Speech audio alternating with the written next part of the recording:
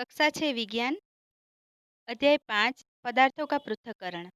हमने पृथक्करण की कई सारी विधियां देखी, जैसे हाथों से चयन करना, थ्रेसिंग, निष्पावन, ठीक है ना। फिर निस्तारण, अवसादन और फिर देखा हमने निस्यंदन।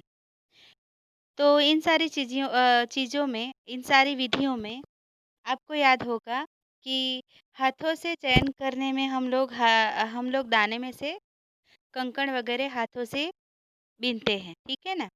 दूसरा था थ्रेसिंग, जिसमें ब पा जो भी कुछ फसल होती है उसकी डंडी में से हम लोग अनाज के दाने निकालते हैं। फिर तीसरा था निष्पावन, जिसमें डंडी निकालते समय जो कचरा उसमें रह जाता है उसको हम हवा से उड़ा देते हैं। उसके बाद क्या था चालन, तो जो बड़े कंकर होते हैं उसको हम लोग चालन से बाहर करते हैं, ठीक है ना? उसके बाद हमने पढ़ा अवसादन, निस्तारण तथा निस्यंदन। ये सभी की जो व्याख्या होती है उसे आपको मुखपाठ कर लेनी है पूरी, ठीक है? बाद में हम देखते हैं। अभी हम देखेंगे अगली विधि, और वो है बाष्पन। बाष्पन क्या है? तो आपको पता है, आपने आगे भी टीचर ने शायद 5वीं में पढ़ाया हो कि वाष्पन जो हमारा पानी होता है ना, तो वो कहीं पर भी गिर जाता है तो थोड़ी देर में वो उड़ जाता है। आपको पता है, कुछ पानी ज़मीन में चला जाता है और कुछ भाग जो होता है वो सूर्य के ताप से ऊपर चला जाता है, बाष्प बनकर। ठीक है? तो उसको बाष्पन कहा जाता है। क्रियाकलाप 6 देखते हैं। सबसे पहले हम लोग एक बीकर में थोड़ा-सा जल लेकर उसमें 2 चम्मच नमक डालिए तथा अच्छी तरह हिलाइए।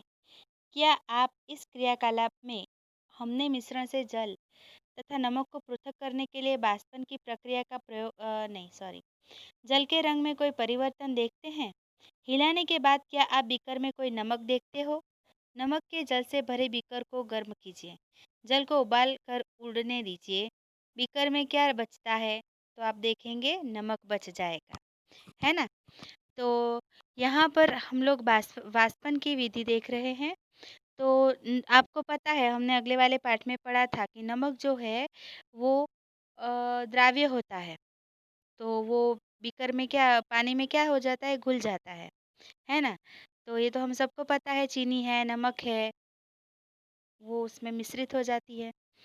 तो इस क्रियाकलाप में हमने मिश्रण से जल तथा नमक को पृथक करने के लिए वाष्पन की प्रक्रिया का प्रयोग किया। अब हमने क्या किया, नमक को पानी में घोला और फिर उसको गर्म किया। गर्म करने से क्या होता है, वो जो पानी होता है वो बाष्प बनकर उड़ने लगता है। आपको भी पता है कि रसोई घर में आप जाइए, आज रात को ही जाइए, ठीक है ना? रसोई घर में आप जब जाएँगे और आप देखेंगे कि मम्मी खाना पका रही है, तो वो जब खाना पका रही है तो जब सब्ज़ी बन रही होती है तो उसमें से वो वराड निकलती है ना, वो वाष्प निकलती है, धुआँ जैसा, तो वो है वाष्प।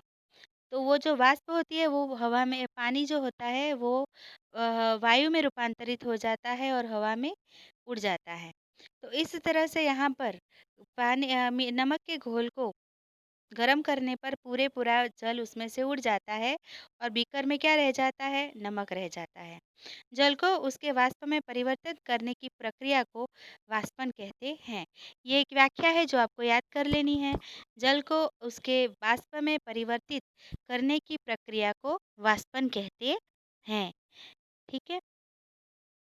ये वाली।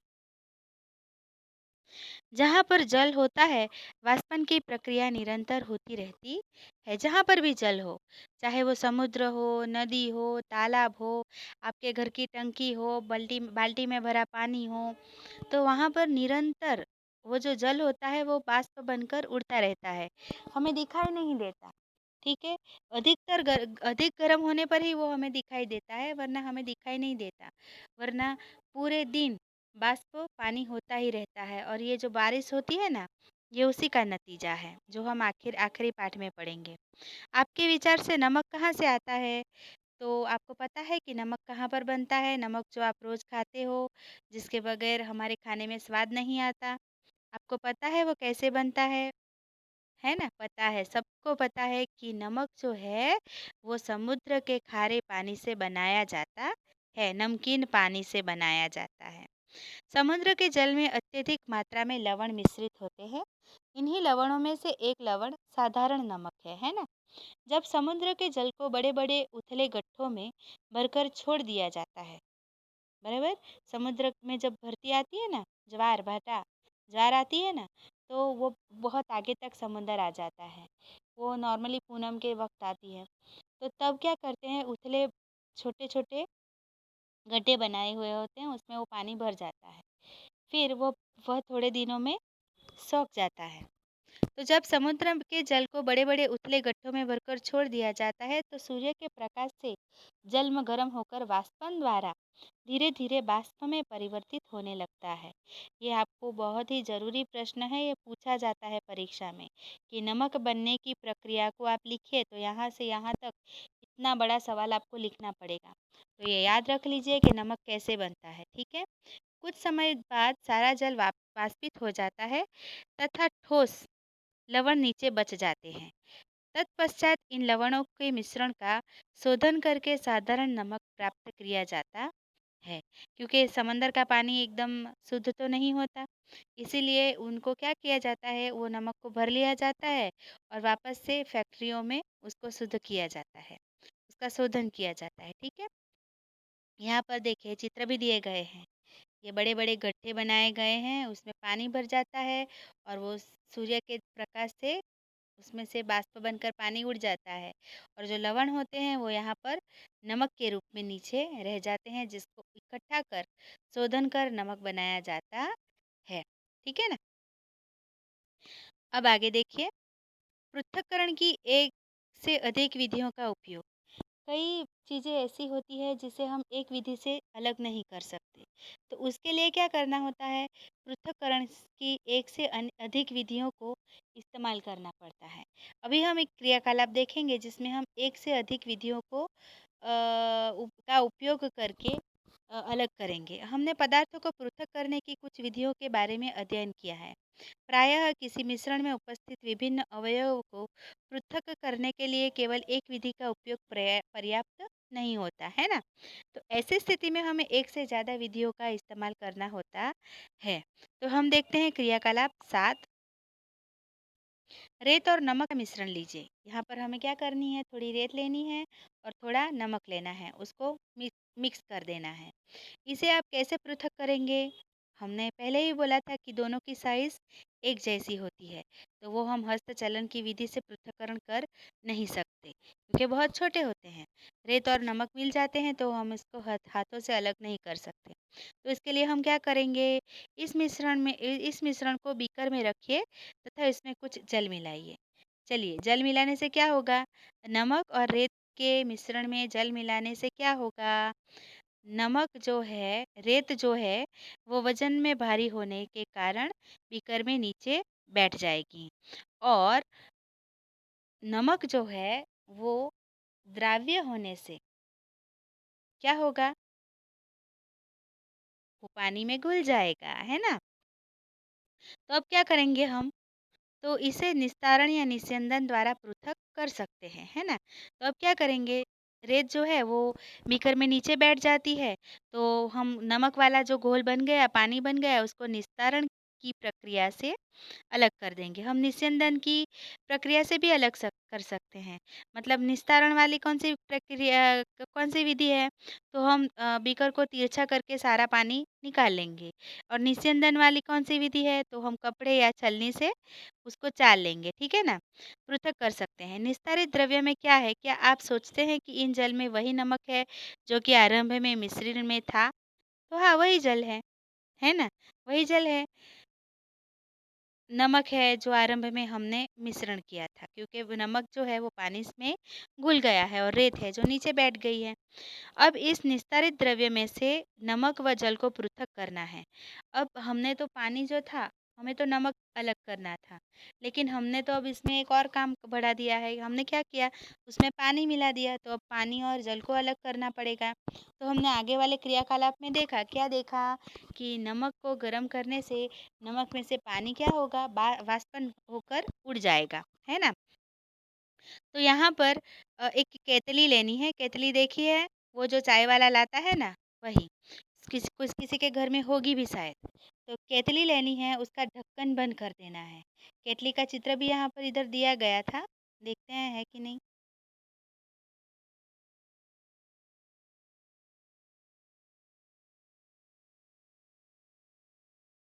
ये रही, ये केतली है, देखा आपने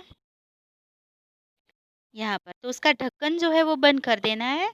और फिर क्या करना है,